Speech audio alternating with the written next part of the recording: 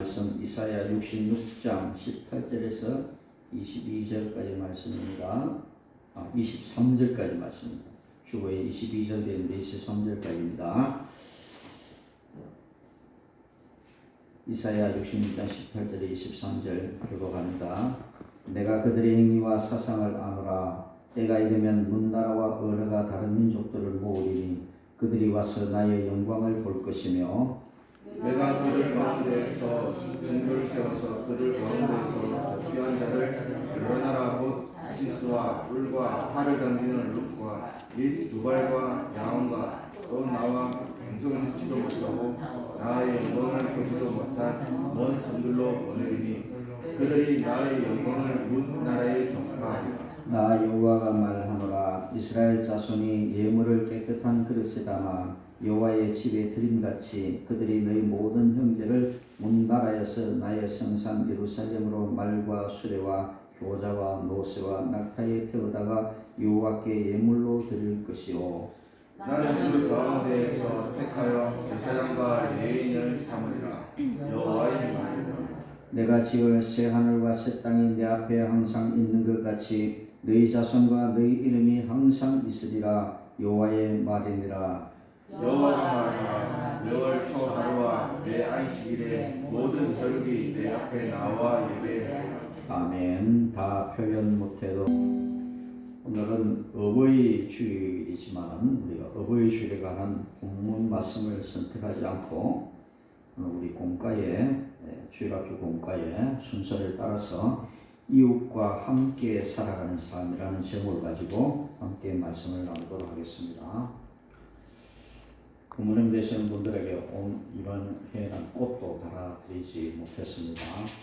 그 대신에 우리가 나중에 좋은 시간 가지고 또 함께 식사를 나누는 그런 시간 한번 만들었으면 합니다. 하시기 바랍니다. 하나님께서 선택하신 민족은 이스라엘 백성입니다. 이스라엘이라는 나라는 예전부터 하나님께서 선택하신 하나님의 백성이죠. 참 그 이스라엘 민족들은 민족의 순환을 많이 겪었던 그런 나라입니다. 그렇지만 하나님은 그 작은 나라를 선택하시고 하나님의 택한 백성으로 그렇게 삼아주셨다는 것입니다. 어떤 분은 말합니다. 우리는 왜 이스라엘 민족들이 섬기는 하나님을 우리가 왜 믿어하느냐? 우리나라에도 신들이 있는데 왜 그 신들을 섬기지 않고 이스라엘 민족들의 신들을 섬겨야 되느냐라는 그런 말을 하는 분들이 있는데 오늘 이 말씀을 잘 들으시면 그 이유를 여러분들이 알 수가 있을 것입니다.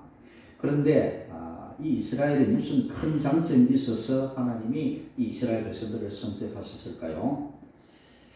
이스라엘 백성들이 선택받은 것은 그들이 다른 민족들과 비교도 되지 않을 정도로 똑똑한 머리를 가졌거나 또 힘이 세거나 선해서가 아닙니다. 착한 일을 많이 했기 때문에 그 하나님이 그들을 택하신 것이 아니었다라는 겁니다. 이스라엘 백성은 이 중 어느 곳에도 해당되지 않는데 그렇다면 하나님께서는 왜 이 이스라엘 백성을 선택하셔서 하나님의 백성을 삼았을까? 오늘 말씀을 통해서 이 질문에 대한 답을 한번 찾아보도록 하겠습니다. 이 이스라엘이라는 이름은 야곱의 또 다른 이름인데 야곱이 또 다른 이름이 이스라엘이죠. 그래서 이제 이 이스라엘이라는 이런 나라가 생기게 되었는데 정확히 말해서 이 이스라엘이라는 나라는 솔로몬의 아들 르호보암 시대에 와서 나라가 둘로 갈라져서 북쪽 나라는 이스라엘 그리고 남쪽 나라는 유다라고 그렇게 이름 지어집니다.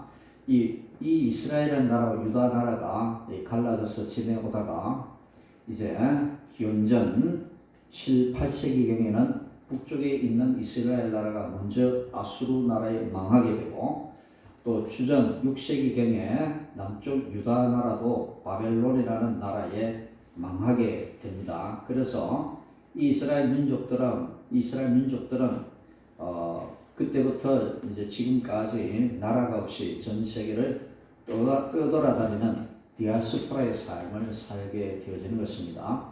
이스라엘이라는 나라는 망해버렸기 때문에 이 이스라엘 나라는 없어져야 되는 것인데 그리고 유다 나라가 남아있었고 그리고 이스라엘은 그 북쪽에 있는 10지파도 순수한 혈통을 다 잃어버립니다. 그래서 아수르 나라가 그곳을 점령하면서 그 땅에 사는 많은 이스라엘 민족들을 아수르 북쪽으로 데려가고 북쪽에 있는 아수르 민족들을 이스라엘 지역에, 다시 말하면 사마리아 지역에 이주를 시켜가지고 혼혈 민족을 만들어버립니다. 그러니까 나라의 정체성이 상실되어 버린 거죠. 예수님께서 수가라는 땅에 이르러서 우물가의 여인을 만났을 때 그 여인은 바로 사마리아 여인이었습니다. 이 사마리아 여인들은 자기들도 하나님께 예배한다라고 했는데 그 예배가 뭐냐 하면은 그들이 아수르 민족과 이제 혼혈 민족이 되어져서 순수한 혈통을 가지지 못한 혼혈 민족이 되었지만은 이스라엘 민족들이 그 믿음 전통을 이어받아서 그들도 그때까지도 하나님께 예배를 드린다라고 그렇게 이야기를 하고 있습니다. 그러나 남쪽에 있는 이 순수한 유대 민족들, 그러니까 남쪽에 있던 유대 민족과 베냐민 지파는 유다라는 나라를 이루고 있었는데, 이제 지금까지 남아 있는 것은 이제 이스라엘 민족이 아니라 유대 민족들이죠. 유대 민족들. 그래서 이스라엘 나라가 이제 우리나라 같은 1948년도에 팔레스타인 지역에 들어와서 나라를 독립하면서 건설하면서 지은 이름이 바로 이스라엘이라는 나라였습니다. 그렇지만 이 이스라엘 나라는 그 민족이 이스라엘 민족이라기보다는 유대 민족들입니다. 유대인들이죠. 유대인들이 모여서 나라를 만들고 이전에 가졌던, 그러니까 다윗 왕 시절에 가졌던 그 이스라엘이라는 이름을 다시 되찾아와 가지고 이스라엘이라는 나라를 세우게 되는 것입니다. 그렇지만 이 이스라엘이라는 이름은 야곱의 할아버지인 아브라함으로부터 시작이 되었습니다. 이 아브라함이 이삭을 낳고 이삭이 야곱을 낳고 야곱을 통해서 이스라엘이라는 이름이 새겨지게 되었지만은 이스라엘 민족의 원래 뿌리는 누구였나? 바로 아브라함으로부터 시작이 되었다는 거죠. 아브라함은 처음에 팔레스타인 지역에 산 사람이 아니었죠. 지금으로 말하면 이라크 지역, 그 지역에 이렇게 살고 있다가 이제 이주를 해가지고 팔레스타인 지경으로 온 거죠. 그때 하나님께서 아브라함을 인도하시고 가나안 땅으로 인도하셨는데 그 가나안 땅이 지금으로 말하면 이스라엘 땅, 팔레스타인 지역을 가리켜 말씀합니다. 그래서 그는 창세기 12장에 보면 그는 갈 바를 알지 못하고 하나님이 인도하신 대로 따라갔다라고 했습니다. 이것이 아브라함의 독특한 신앙의 표정입니다. 그래서 갈 바를 알지 못하고 어디로 가는지 알지 못하지만 하나님의 인도를 따라갔다라고 했는데 그것이 바로 하나님이 약속하신 가나안 땅이었습니다. 아브라함에게 약속하신 이 땅은 이스라엘 민족들에게 영원토록 그들의 약속하신 땅이 되어져서 이제 야곱의 후손들이 애굽에 머물면서 400년의 세월을 보내고 수많은 민족을 이루고 다시 돌아가는 그 땅이 바로 아브라함에게 허락하셨던 가나안 땅이었습니다. 이 약속의 땅이라는 거죠. 이 약속의 땅으로 하나님께서 그들을 부르셨다는 겁니다. 나라 없이 떠돌다가 이스라엘 민족들도 다시 팔레스타인 지역, 다시 말하면 그 가나안 땅으로 다시 돌아와서 이제는 1948년도에 이스라엘이라는 나라를 다시 세우게 되는 것입니다. 창세기 12장 3절에 보면 그런 말씀이 있습니다. 너를 축복하는 자에게는 내가 복을 내리고 너를 저주하는 자에게는 내가 저주하리니 땅의 모든 족속이 너로 말미암아 복을 얻을 것이라 하신지라. 아브라함이 가나안 땅을 떠나서 가나안 땅으로 향할 때는 그들의 가족뿐이었지만 하나님께서는 놀라운 약속을 해 주십니다. 너를 축복하는 자에게는 내가 복을 내리고 너를 저주하는 자에게는 내가 저주하리니 땅의 모든 족속이 너로 말미암아 복을 얻을 것인지라. 아브라함만 복을 받는 것이 아니라 이 아브라함을 통해서 모든 주변의 사람들이 복을 받게 하겠다라는 놀라운 약속을 해주고 계신 것입니다. 하나님께서 아브라함에게 약속하신 것은 아브라함에게만 복을 주시겠다라고 하는 것이 아니라 땅의 모든 족속, 즉 이 땅에 함께 사는 모든 민족이 아브라함을 통해 하나님의 복을 받게 될 것이라는 약속을 해 주셨다라는 것입니다. 이런 약속은 하나님께서 막 애굽에서 나온 이스라엘 백성과 맺으신 시내산 약속에도 나와 있습니다. 이제는 야곱의 후손들 70명이, 야곱의 가족들 70명이 흉년을 맞이해서 애국으로 피신을 가고 이제는 그곳에 기다리고 있던 요셉을 통해서 북쪽에 있는 고센 땅에 삶의 터전을 마련하고 그것을 무려 400년 동안 그곳에서 생활을 하게 됩니다. 400년의 생활이 흐르는 가운데 이스라엘이 70명의 가족들은 엄청나게 뿌려나가지고 그러니까 그 성경 말씀을 보니까 20살 이상의 남자들만 5,000명이었다고 합니다. 그러니까 아이들과 여자들까지 합하면 얼마나 되겠느냐? 굉장히 많을 것입니다. 학자들의 말로는 얼마나 되느냐? 한 200만 명, 150만에서 200만 명 정도가 될 것이다. 그렇게 말합니다. 장정리가 5,000명이 아니라 몇 명이 제가 저기는데 그렇습니다. 그러니까 남자와 여자와 아이들까지 합치면 약 200만 명 정도 되는 그런 아주 거대한 민족으로 다시 태동을 하게 되는 것이죠. 그래서 그때 애굽에서 나온 이스라엘 백성들에게 하나님께서 시내산에 오른 모세를 통해서 약속을 하십니다. 출애굽기 19장 6절 말씀. 너희가 내게 대하여 제사장 나라가 되며 거룩한 백성이 되리라. 너는 이 말을 이스라엘 자손에게 전할지니라. 이렇게 말씀했습니다. 하나님은 이스라엘 백성에게 너희는 나의 소유라는 약속만 하지 않으시고 이스라엘 백성들에게 너희는 제사장 나라가 될 것이라 라는 그런 약속도 해 주셨다는 것입니다. 이스라엘 백성이 제사장 나라가 된다는 것은 무슨 의미일까요? 이스라엘이 다른 나라들 가운데서 제사장 역할을 하여 다른 나라들을 위해 하나님께 기도하고 그들에게 하나님의 말씀을 전하는 역할을 한다라는 그런 뜻입니다. 다른 말로 하나님께서 이스라엘 백성을 선택하신 것은 바로 이 역할을 맡기기 위해서였다라는 것입니다. 나만 복을 받거나 절되지 않고 나만 하나님 나라의 백성이라고 우쭐대는 것이 아니라 나를 통해서 하나님의 복이 그들에게 전해지도록 한다라는 그런 말입니다. 우리 가족들 중에 혼자 신앙생활 하시는 분들 계시죠? 저는 요즘에 이것을 위해서 많이 기도하는데요. 나를 통해서 가족들에게 제사장 나라가 되는 거예요. 제사장의 사명을 감당하는 거죠. 나로 인해서 가족이 구원받고 나로 인해서 가족이 복을 받게 되는 역사. 이것이 바로 이제 하나님께서 이스라엘 백성들에게 허락한 제사장의 사명을 가르쳐 말씀합니다. 이 자리에 나와 계시는 여러분들의 가정에 제사장의 사명을 잘 감당하시기를 바랍니다. 그렇습니다. 우리 김명자 자매님을 위해서 기도하고 있는데 그 남편의 이름을 물어보니까 이주헌이더라고요. 그래서 야, 이름 참 잘 지었다. 저는 그렇게 생각했어요. 제 나름대로 해석을 하니까 주님께 헌신을 해야 될 사람이다. 야, 이름도 참 미리 잘 지었네. 그런 생각이 들어가지고 이제 이주헌 씨가 정말 주님께 헌신할 수 있는 사람이 되게 해달라고 기도를 하기 시작했어요. 최근에 술을 많이 드셔가지고 아내분이 굉장히 힘든 상황에 있는데요. 며칠 전에 전화가 와가지고 쭉 이야기를 했답니다. 은인의 가족 이야기를 하고 주변의 이야기를 하고 우리 교회 이야기를 쭉 하면서 이랬는데 가만히 듣고 있다가 그렇게 말을 하더랍니다. 내가 지금 술을 너무 많이 마셔서 지금 좀 그런데 술이 깨고 일을 하고 나가게 되면 한번 교회 가겠다고 사모님에게 전했다라고 그렇게 이야기하더래요. 할렐루야 했습니다. 실제로 그렇게 되리라고 우리가 또 기다려 봐야 알겠지만 얼마나 좋은 소식입니까? 도저히 그랬습니다. 그 김명자 씨 그런 말을 또 우리 남편은 안 됩니다.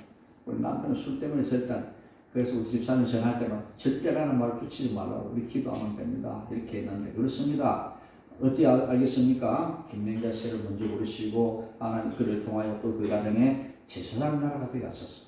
그 남편뿐 아니라 이스라엘 모든 자녀들이 다 하나님께로 돌아오는 이런 놀라운 일들을 이루어 가실지 우리는 알 수가 없습니다. 그렇습니다. 그래서 우리가 말로는 그들을 다 설득할 수 없지만 성령께서 역사하시면 그 어떤 사람도 우리 하나님께서는 다 부르신다는 사실을 여러분들이 아시길 바랍니다. 우리 가족 중에 아직도 주님 앞에 나오지 못한 분들이 계신다면 그들을 향해서 여러분들이 제사장의 사명을 감당하시기를 바랍니다. 그렇게 되면 어떻게 되겠습니까? 내가 먼저 정결해야 됩니다. 제사장은 먼저 자신이 정결하지 않으면 그 사명을 감당할 수 없습니다. 그래서 대제사장은 1년에 한 차례씩 지성소에 들어가는데 들어가기 어떻게 하냐? 몸을 깨끗이 하고 몸을 깨끗이 할 뿐만 아니라 그냥 죄를 지어서도 안 됩니다. 그 죄를 씻기 위해서 혼자 자신을 위해서 먼저 하나님 앞에 제사를 먼저 드려요. 그리고 드리고 난 다음에 그 이제 지성소에 들어갑니다. 그리고 지성소에 들어가는데 죄가 있으면 지성소에 들어가면 그 대제사장이 죽거든요. 죽는데 그때 어떻게 하느냐? 혹시 이 대제사장이 죄를 지어서 지성소에 들어가서 죽으면 거기는 아무도 들어갈 수가 없는 곳이니까 그 죽은 사람을 어떻게 꺼내야 되느냐? 이 제사장의 옷끝에 끈을 만들어 가지고 이제는 들어가게 합니다. 그래서 오래오래 기다려 이분이 나오지 않으면 그래서 그 끈을 가지고 당겨내야 되기 때문에 제사장은 지성소에 들어갈 때 끈을 매가지고 그렇게 들어가는 겁니다. 이건 뭐냐면은 제사장은 이 대제사장은 하나님 앞에 깨끗해야 된다라는 거죠. 우리는 제사장의 사명을 감당하려면 우리가 먼저 믿음이 자라야 됩니다. 우리가 먼저 믿음의 자리에 나가야 됩니다. 그래야만 우리는 제사장의 사명을 감당할 수가 있는 것입니다.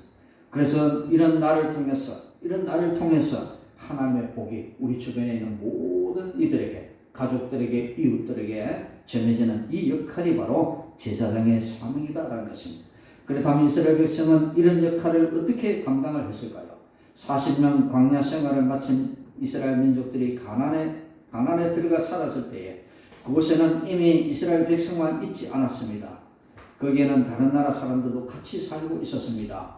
하나님께서 여호수아에게 명령하기를 그 땅에 있는 모든 백성들을 다 멸하라 했지만 이 여호수아가 그 사명을 100% 다 완수하지 못합니다. 힘에 부쳤겠죠. 그래서 일부분의 가나안 땅에 있는 그런 가나안 땅에 있는 사람들을 남겨둡니다. 그 남겨둔 그 가나안 땅에 그 사람들이 원래 살고 있던 그 사람들이 두고 이스라엘 민족들에게 화근이 되었던 거죠. 그렇습니다. 그래서 그들의 뭐냐면은 그들이 섬겼던 그 우상들을 이스라엘 백성들이 섬기게 되어서 이스라엘 민족들은 하나님만 섬겨야 되는데 그 남겨뒀던 가나안 땅 그 사람들 때문에 우상을 섬기게 되고 그들의 믿음이 혼탁해지는 그런 결과가 이루어졌다라는 것입니다. 그렇습니다. 그리고 거기는 그렇게 가나안 땅에 이미 살고 있는 그런 사람들이 있었는데 그런 사람들을 가리켜 성경은 뭐라고 부르나? 나그네라고 그렇게 부릅니다. 원래 살고 있었는데 왜 그렇게 나그네를 하실까? 하나님께서 약속하신 이스라엘 민족들이 있어서 그들은 원래 그 땅에 살고 있었지만 성경의 관점에서 볼 때 그들은 나그네였다라는 것입니다. 하나님께서는 그런 나그네들을 억압하거나 괴롭히지 말고 잘 살 수 있도록 도와주라 그렇게 말씀했습니다. 출애굽기 22장 21절에 너는 이방 나그네를 압제하지 말며 그들을 학대하지 말라 너희도 애굽 땅에서 나그네였음이라 이렇게 말했습니다. 그리고 첫 농사가 잘 되어서 경작한 농작물로 하나님께 감사를 드릴 때 하나님께서는 바친 농작물을 레위인과 고아 과부뿐만 아니라 나그네에게도 나누어 주라 그렇게 말씀을 합니다. 이런 말씀은 하나님께서 이스라엘 백성만이 아니라 이방 사람들 즉 나그네도 사랑하셨다라는 것을 알려주고 있는 것입니다. 이스라엘 민족들은 오해를 했죠. 하나님은 우리 이스라엘 민족들에게만 하나님일 거야. 하나님은 우리 민족들에게만 복을 베푸시는 하나님일 거야 라고 했지만 성경은 그렇게 가르치지 않았습니다. 하나님은 이스라엘 민족들을 통해서 나그네들 이방 민족들 가운데도 하나님이 복이 흘러가도록 그렇게 만들어주셨다라는 겁니다. 나그네에게 도움을 주고 따뜻하게 대하라는 것은 단순히 그들의 삶에 필요한 도움만을 주라는 것이 아니었다는 거죠. 그들에게 사실 필요한 것이 뭘까요? 그것은 바로 복음이었다라는 것입니다. 아프리카나 미얀마나 캄보디아나 못 사는 나라에 가서 그들에게 어떻습니까? 먹을 것을 주면 사람들이 교회로 많이 모여듭니다. 그런데 계속 그것만 주면 안 되죠. 그렇죠? 미얀마에 있는 선교사들의 소식 우리가 접하면 그런 것들을 많이 볼 수가 있습니다. 제가 옛날에 같이 생활했던 한 분도 지금 저 미얀마에 가서 협력 선교사를 하고 있는데 주일날이 되면 사람들이 많이 모여든다. 왜냐하면 아이들에게 먹을 것만 주면 수많은 아이들이 몰려드는 거죠. 미얀마나 캄보디아는 불교 국가입니다. 불교 국가임에도 불구하고 주일날이 되면 아이들이 교회로 모여드는 것은 바로 그들이 먹을 것 때문에 온다는 것입니다. 그런데 계속 먹을 것만 주어서는 안 된다는 거죠. 뭘 줘야 되겠습니까? 복음을 줘야 된다는 거죠. 먹을 것을 주면서 복음을 줘야 된다라는 겁니다. 우리가 낚시를 할 때는 덮밥을 많이 뿌리죠. 덮밥을 많이 뿌리고 이건 왜 사람들 고기들이 몰려들라고 그렇게 뿌리는 겁니다. 그런데 그렇게 몰려드는 고기는 진짜 낚으려면 어떻게 해야 돼요? 낚시 바늘에 걸린 고기만 낚을 수가 있습니다. 근데 일단은 모여들어야 되는 거죠. 이렇게 찌밥이라고 하죠. 이렇게 많이 뿌리면 고기들이 많이 모여들고 그 가운데서 낚싯줄에 있는 먹이를 모는 고기만 낚게 되어 있다라는 것입니다. 우리가 이렇게 복음을 전할 때에 주변 사람들에게 먹을 것을 주고 그들에게 필요한 것을 주지만은 진짜 필요한 것은 그것이 아니라 그들에게 필요한 것은 복음이다라는 것입니다. 그런 많은 사람 가운데서 고기가 한 마리 두 마리 낚이듯이 그들 가운데서 하나님이 선택된 사람들을 불러내는 것입니다. 그들에게 필요한 것은 바로 복음이다라는 것입니다. 그래서 우리에게 이렇게 말씀하고 계시는데요. 19절 하반절에는 또 나의 명성을 듣지도 못하고 나의 영광을 보지도 못한 먼 성들로 보내리니 그들이 나의 영광을 문 나라에 전파하리라. 이 말씀은 하나님의 영광을 본 적도 없고 이름이 알려지지 않는 작은 나라들뿐만 아니라 땅끝까지 하나님의 영광을 나타내게 하신다라는 그런 말씀입니다. 주전 7세기에 사역하였던 주전 8세기에 사역했던 이사야를 통해서 하나님께서 미리 이제는 이 복음이 이스라엘 민족들에게만 주어지는 복음이 아니라 세상 모든 민족에도 전해져야 할 복음을 우리들에게 가르쳐주고 있는 것입니다. 하나님께서는 지금도 자녀들을 세계 여러 나라에 보내셔서 예수님의 사랑을 전하고 하나님의 영광을 나타내도록 하고 계십니다. 우리나라가 세계에서 두 번째로 많은 선교사를 파송하고 있는 그런 나라입니다. 우리나라가 3만 명이 되는 많은 선교사를 파송하고 있는데 그 중에서도 우리 합동교단이 제일 많이 선교사를 많이 파송하고 있습니다. 두 번째로 많이 파송하는 것은 놀랍게도 순복음교회가 선교사를 많이 파송하고 있습니다. 남아메리카 지역에 가면 오순절 계통의 교회들이 많이 선교를 하고 있는데요. 그 가운데 순복음교회 계통이 이제 남아메리카 지역에 가서 많이 선교를 하고 있는 소식을 우리는 듣게 됩니다. 그렇습니다. 우리는 이렇게 세계 곳곳에 나가서 지금도 선교사들이 그들에게 가서 복음을 전하는 것은 바로 오늘 이사야를 통해서 이방인들에게 모든 땅끝까지 가서 복음을 전해야 되는 이것을 실현하고 있다라는 것입니다. 그래서 세계 모든 나라를 차별 없이 사랑하고 그들에게 복음을 전하는 것입니다. 그리고 우리나라에도 언어와 문화가 다른 사람들을 불러 모으시고 우리를 통해 하나님의 영광을 나타내도록 역사하고 계신 것입니다. 지금 우리나라는 수많은 이방 사람들이 들어와 살고 있습니다. 외국인들이 얼마나 많이 들어와 살고 있습니다. 얼마 전만 해도 100만 명, 아마 지금은 100만 명이 훨씬 넘을 것입니다. 그리고 탈북민들도 많이 이곳에 와서 살고 있습니다. 그들에게 우리는 복음을 전해야 되는 것입니다. 그들은 언어와 문화가 다르고 종교도 다르지만 그들에게도 복음이 전해지고 그들이 하나님께로 돌아오는 그것을 위해서 우리는 사명을 감당해야 하는 것입니다. 하나님께서는 이스라엘 백성만 구원하셔서 하나님께 예배 드리도록 하신 것이 아니라 하나님은 모든 나라와 민족을 구원하셔서 예수님 안에서 이 한 형제가 되게 하시고 모두 함께 하나님께 나아가 예물을 드리고 예배 드리도록 그렇게 역사하고 계신다라는 겁니다. 하나님께서 이스라엘 백성을 제사장 나라로 부르신 것처럼 이방인 중에서도 제사장과 레위 사람을 삼으시겠다 그렇게 말씀하셨습니다. 제사장은 이스라엘 민족들에만 주어진 것이 아니라 이스라엘 민족을 통해서 전해진 그 복음을 전달받은 사람들이 이방 민족들이 그들 가운데서도 레위인과 제사장과 이제는 말씀을 전하는 그런 사람들을 삼겠다라고 그렇게 말씀을 하십니다. 그래서 하나님은 우리를 통하여 구원을 확장시키시고 모두가 예수님 안에서 한 형제가 되도록 역사하고 계신다라는 겁니다.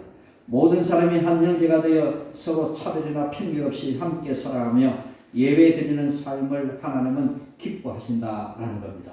그래서 우리나라에도 목사가 생기고 이라는 전도하는 사람이 생기고 우리를 통해서도 제사장의 사명을 감당케 하시는 이것을 우리는 알 수가 있습니다.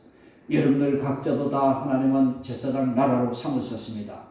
우리가 할 사명은 바로 우리 이웃들에게, 우리 가족들에게 내가 이 사명을 감당해야 돼. 나로 인해서 그들이 복을 받고 나로 인해서 그들이 복음을 전달받고 나로 인해서 그들이 구원받는 일을 우리를 통해서 이루어가야 한다라는 것입니다. 하나님께서 이 세상의 역사를 마무리하시고 하나님 나라를 완성하시는 새 하늘과 새 땅이 이루어지는 날에 어떤 일이 일어나는지 이사야 선지자를 통해 하나님께서 하신 말씀을 한번 들어보겠습니다. 18절 말씀. 내가 그들의 행위와 사상을 아노라. 때가 이르면 문나라와 언어가 다른 민족들을 모으리니 그들이 와서 나의 영광을 볼 것이며. 하나님의 영광을 보는 민족은 유대인만이 아니었습니다. 그들과 언어가 다른 민족 모든 열방이 함께 본다 하고 말씀을 합니다. 또 22절에 말씀합니다. 내가 지을 새 하늘과 새 땅이 내 앞에 항상 있는 것 같이 너희 자손과 너희 이름이 항상 있으리라. 유대인과 나그네들은 하나님의 영광을 보며 하나님께서 지으신 새 하늘과 새 땅에서 영원히 살 것이라 그렇게 말씀을 했습니다. 이어서 23절에 말씀합니다. 매월 초하루와 매 안식일에 모든 혈육이 내 앞에 나와 예배하리라.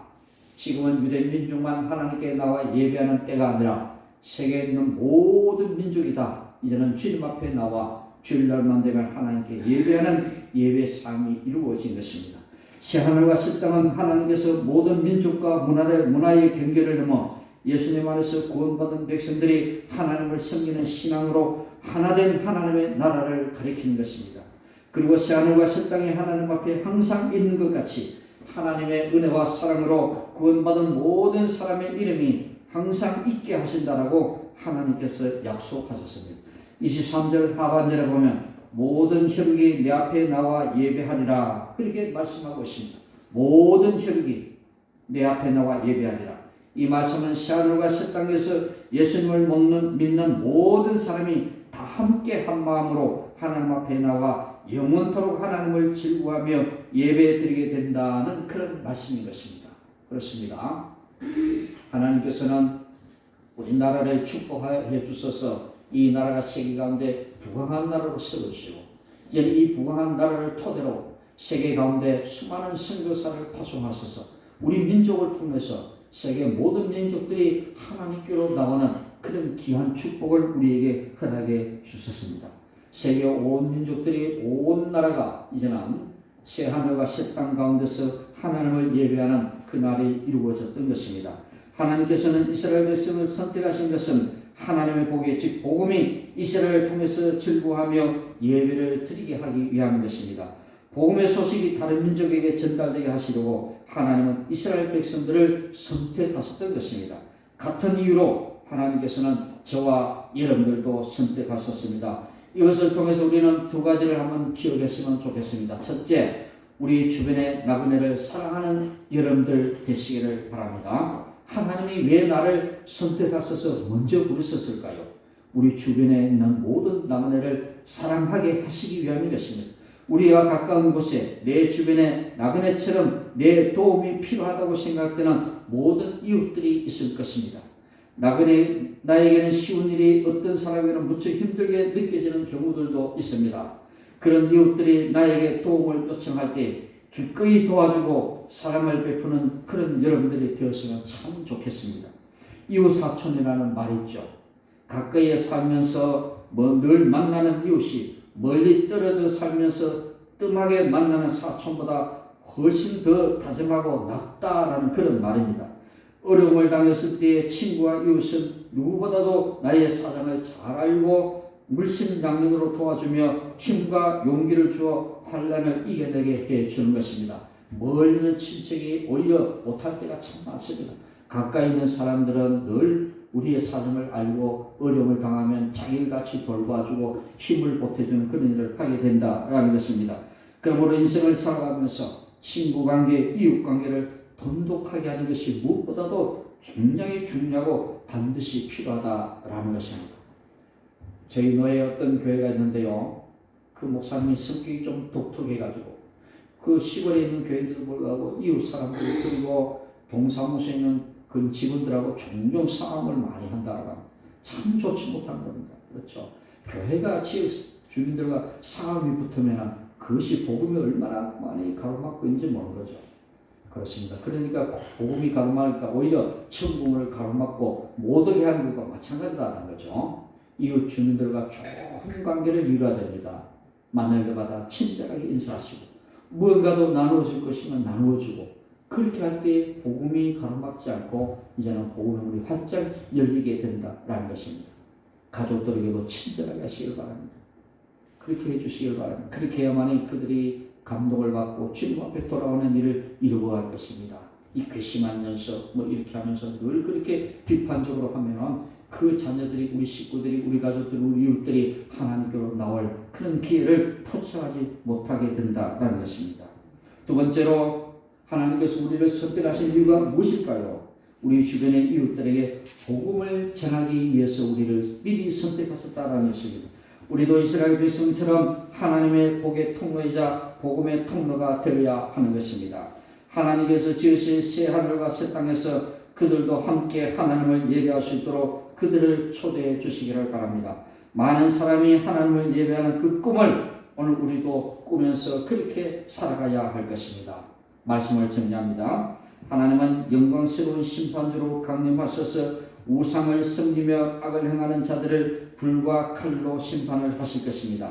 하나님의 주권적 통치는 악인에 대한 심판과 의인에 대한 구원으로 나타날 것입니다. 민족들이 하나님의 영광스러운 심판을 목격할 것이며 하나님은 남은 자들을 여러 나라에 보내서 그분의 영광을 전하게 하실 것입니다. 그 사명을 받은 사람들이 바로 오늘 저와 여러분들입니다. 우리로 하여금 여러 곳에 보내셔서 나로 인하여 우리 주변에 있는 모든 가족과 이웃들이 나 때문에 복을 받고 나 때문에 구원의 열매를 맺게 하시는 것입니다. 이렇게 하나님은 남은 자들, 신앙을 가진 남은 자들, 저와 여러분들을 통해서 많은 사람들이 주님께로 돌아오는 일들을 이루어 가신다라는 것입니다. 그런데 하나님께서 부르신 그들도 그 가운데서도 하나님께서는 제사장과 레위인을 삼으시겠다라고 그렇게 말씀하십니다.